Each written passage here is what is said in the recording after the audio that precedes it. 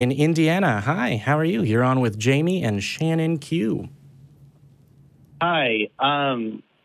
So I was wondering what you guys thought, because I have a lot of friends who told me that I should call into you guys atheist friends. Oh, yeah. I'm kind of an admin in an atheist group that I share admin privileges with. But so I was wondering how you guys thought how theists and atheists could get together and better humanity. Kind of like think of Star Trek. Okay. I'm a big Star Trek fan. Me Is too. that possible in your mind? Yeah. I was gonna say, I don't know whether you want to jump in on this one first, but I can. So I think that there's already steps happening towards that. We actually we had a polytheist come to our conference yesterday. His name is Ocean. He's a great friend. He's somebody who shares values with us. Somebody who values secularism. Somebody who values the pursuit of truth. Somebody who values looking into ideas so that you can understand where those ideas come from. And I think the best thing that you can do is not be polarizing. A lot of people, because they've been harmed by religious thinking, become angry. And when they become angry, when they see religious thinking manifest in other people, they immediately have a reaction that they need to be averse because that's something that they've learned is harmful. So you need to be able to kind of overcome that and realize that it's the ideas that hurt you. Not every person who has those ideas are going to enact in the same way the person that hurt you did. So I think just being kind and being gracious and attempting to understand people that you're interacting with is a really good place to start. What do you think, Jamie? I think basically the same. I think the way you started as far as steps are already being taken, I think that's true. I think that's definitely true in the YouTuber community. But in terms of activism, mostly I know about the country I was born, raised, and still live in. And yeah, that happens a lot more than people think, right? The head of Americans United for Separation, or the former head of Americans United for Separation of Church and State, was a pastor, right? And a majority of pastors support the existence of the Johnson Amendment. And in terms of their issues and values that we share that lead to same conclusions on issues that are current, in terms of big ticket items like, hey, should the Capitol building operate as a church? A majority of Americans, believers and non-believers, and a majority of believers say, no, it shouldn't. It's just that that's not the way things are going right now. So it's needed, and I'm glad you called in to talk about that. So did that answer your question mostly, or did you have more?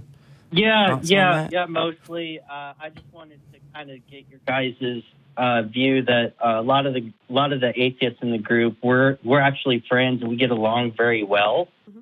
I'm a theistic evolutionist. Oh, okay. So, and I'm far left politically. Right. And so that kind of gives you guys an idea of where I'm at. And I'm pretty educated. I've done master's seminary work, and I've done my research was more on how in the first century, using the philosophy that you find in the New Testament and stuff like that, and applying it of how stuff evolved through time and applying that into the future. Okay, so normally I wouldn't do this, particularly since I'm such a fluffy bunny to Eric's attack wolf on the show. But can you describe what you mean by using first century philosophy on the New Testament? And, well, here, let's start with, so you said you're a theistic evolutionist. Presumably that doesn't mean that you think the process of evolution is God, or is that what you believe? It's not a term I've no, heard I before. believe that, well, first off, the Old Testament, the Old Testament and throughout the whole scripture pictures a flat earth. Like the Hebrew word for firmament, raki, means like a solid dome. It means a solid stamped out plate.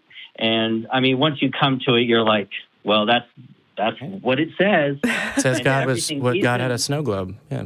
On pillars. And then Philo, the first century Jewish philosopher, said that it's made out of sapphire. Josephus says that it's made out of crystal. Yeah. And, you know, kind of come to that type of conclusion. But in the New Testament philosophy, there's a lot of philosophy woven in. Right. Okay, so I don't mean to cut across you, because right. actually a lot of this is new information, but and I asked you to tell me. But so are these conclusions that you also hold? Because I assumed that the call screener would have told me if you believed the Earth was flat. I'm not a flat earther. That's what you're asking. Can I interject for 1 second? I have a question for you with regards to being a theistic evolutionist. I've always wanted to talk to somebody who is a theistic evolutionist, because I have a question that many people haven't been able to reconcile for me.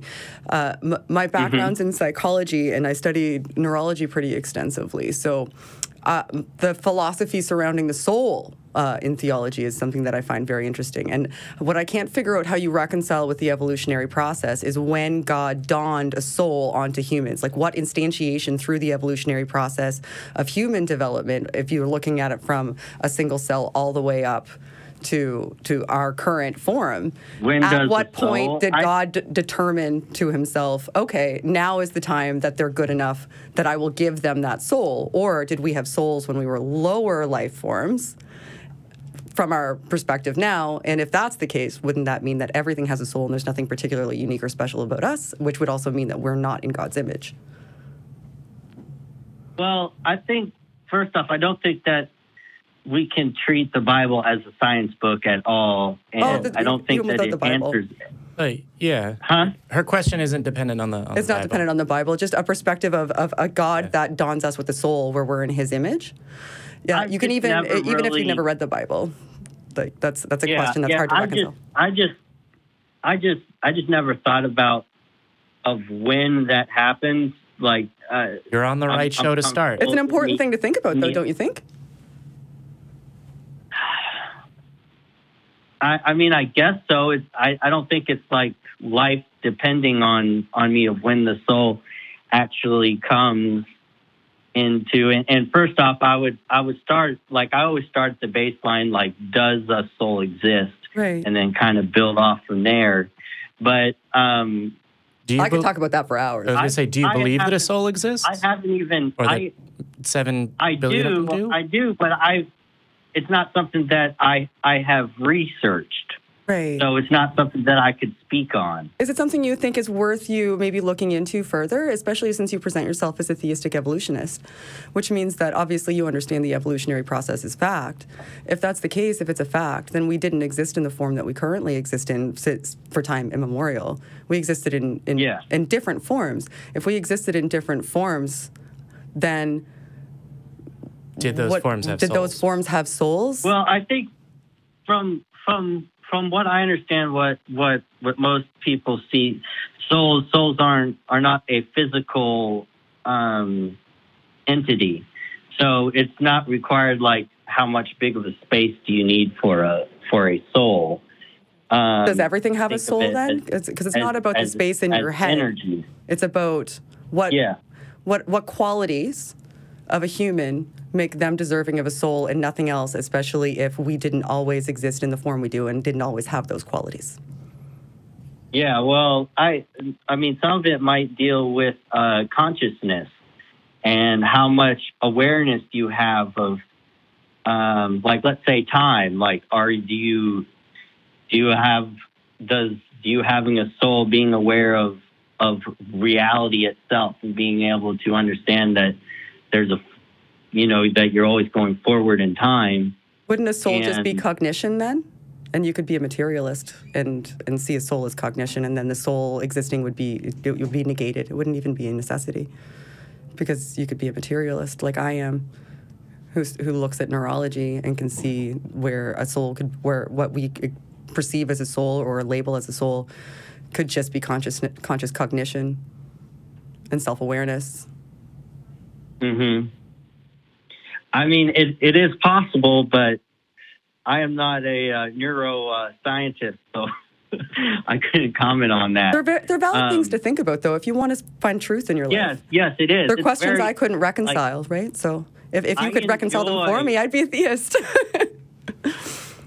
Well, sometimes I think to myself is being uncomfortable of not having the answers and always searching.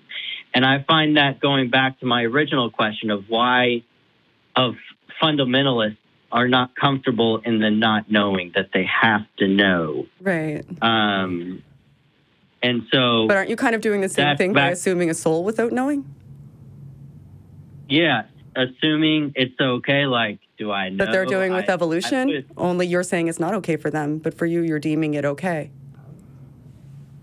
Can you say that again? Well, for them, you're saying that they're uncomfortable with not knowing. Like when it comes to things like evolution, they're not willing to look into it, and thus they're just labeling it based on their pre-existing belief and going along with that. I asked you several questions about the soul, and you said you don't know because you haven't looked into it, but you're willing to continue along with the same assumption. So if you apply the logic that you applied to them, to yourself, you wouldn't fit your own standard.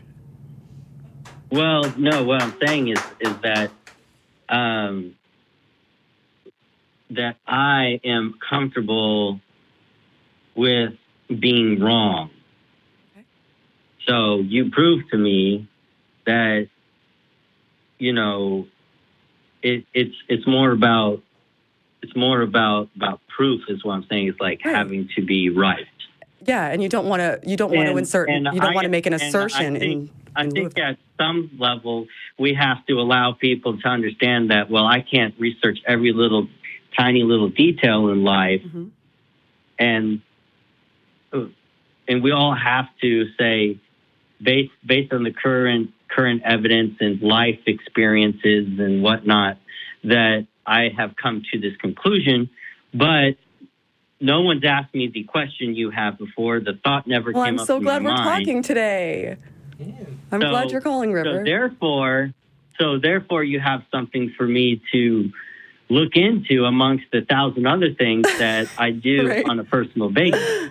I'm sure you do. So, I have no doubt in my mind. I appreciate that you're seeking truth and that you're being honest to yourself about what you're looking for. It's not an easy thing that all people are willing to do.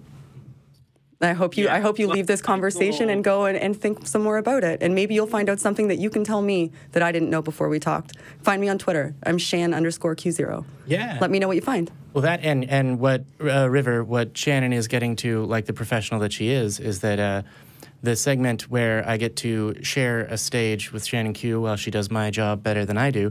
Sorry. No. I like to chitty chatter. That's good. That is actually that was that goal, the best possible circumstance. Shannon Q, everyone. But thank you for calling in, River. Again, you know it's Talk Heathen, so call in next week after you do your homework. Also, Shannon Q's on Twitter, and if she steals you as a caller to Twitter, I actually don't feel bad about it. At all, but okay. Thank you for calling in, River. And with that, I will turn the camera and stage and everything back over to Eric for him to bring his first guest.